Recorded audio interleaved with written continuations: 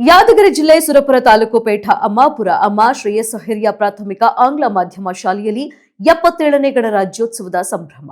ಪೇಠ ಅಮ್ಮಾಪುರದ ಅಮ್ಮ ಶ್ರೇಯಸ್ ಹಿರಿಯ ಪ್ರಾಥಮಿಕ ಆಂಗ್ಲ ಮಾಧ್ಯಮ ಶಾಲೆಯಲ್ಲಿ ಇಂದು 77ನೇ ಗಣರಾಜ್ಯೋತ್ಸವವನ್ನು ಅತ್ಯಂತ ಸಡಗರ, ವಿಜೃಂಭಣೆ ಮತ್ತು ದೇಶಭಕ್ತಿಯಿಂದ ಆಚರಿಸಲಾಯಿತು.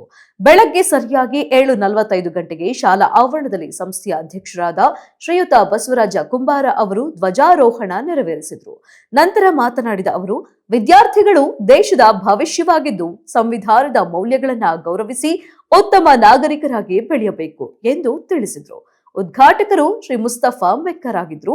ಅತಿಥಿಗಳು ಡಾಕ್ಟರ್ ರಶೀದ್ ಪಟೇಲ್, ಶ್ರೀ ಜಬ್ಬರ ಸಾಬ್, ಶ್ರೀ ವಾಸುದೇವ್ ಗಂಗೆ ನಿವೃತ್ತ ಉಪ ಪ್ರಾಂಶುಪಾಲರು, ಶ್ರೀ ಮೌನೇಶ್ ಪಾಟೀಲ್, ಶ್ರೀ ಸಾಯಬರ್ ರೆಡ್ಡಿ ಇಟಗಿ ಅನುದಾನಿತ ಶಾಲಾ ಕಾಲೇಜುಗಳ ಬೋಧಕ ಬೋಧಕೇತರ ನೌಕರರ ಸಂಘಟನೆಗಳ ಒಕ್ಕೂಟ ಜಿಲ್ಲಾಧ್ಯಕ್ಷರು, ಶ್ರೀ ಶ್ರೀಕಾಂತ ಮುಖ್ಯ ಗುರುಗಳು, ಶ್ರೀ ಮಹೇಶ ಹೊಸಮನಿ, ಶ್ರೀ ನಿಂಗಪ್ಪ ದೈಶಿ, ಶ್ರೀ ಬಾಲಪ್ಪ ಪೂಜಾರಿ ಮತ್ತು ಶಿಕ್ಷಕ ವೃಂದದವರು ಉಪಸ್ಥಿತಿಯಲ್ಲಿ ನಡೆದ ಈ ಕಾರ್ಯಕ್ರಮದಲ್ಲಿ ವಿದ್ಯಾರ್ಥಿಗಳು ಶಿಸ್ತುಬದ್ಧವಾಗಿ ಹಾಜರಿದ್ದರು. ನಂತರ ಮಕ್ಕಳಿಂದ ವಿವಿಧ ದೇಶಭಕ್ತಿ ಗೀತೆಗಳ ಗಾಯನ, ಭಾಷಣ ಮತ್ತು ನೃತ್ಯ ಪ್ರದರ್ಶನಗಳು ನಡೆದವು.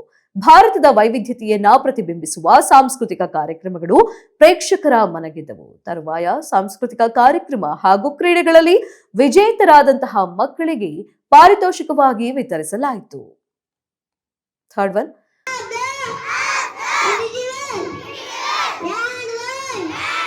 unity, non-integrity.